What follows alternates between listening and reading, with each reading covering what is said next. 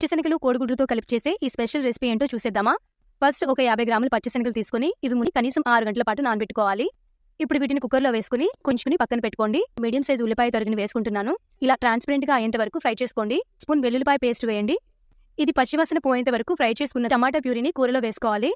ఒక స్పూన్ కారం, చిటికెడు పసుపు, హాఫ్ స్పూన్ ధనియాల పౌడర్, హాఫ్ స్పూన్ జీలకర్ర powder, half spoon garam masala వేసుకోవాలి. ఇప్పుడు ఈ మసాలాలన్నీ కలుపుకుంటూ ఫ్రై చేసుకోవాలి. ఆల్రెడీ ఉడికించి పెట్టుకున్న పచ్చిశనగల్ని ఈ గ్రేవీలో వేసుకోవాలి. ఇప్పుడు వీటన్నింటినీ ఒకసారి బాగా కలుపుకొని ఇప్పుడు రుచికి సరిపడినంత ఉప్పు వేసుకుని మూత పెట్టేసి 2 నిమిషాల పాటు మగ్గించండి.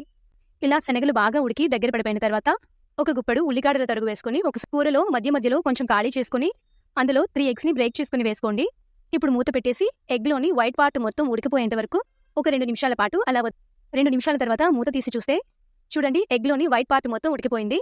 మీరు అంతేనండి, కోడిగుడ్డు పచ్చిశనగలతో చేసిన స్పెషల్ కాంబినేషన్ కర్రీ రెడీ అయిపోయింది. వీడియోకి ఒక లైక్ చేసి సబ్స్క్రైబ్ చేసుకోవడం మాత్రం మర్చిపోవద్దు.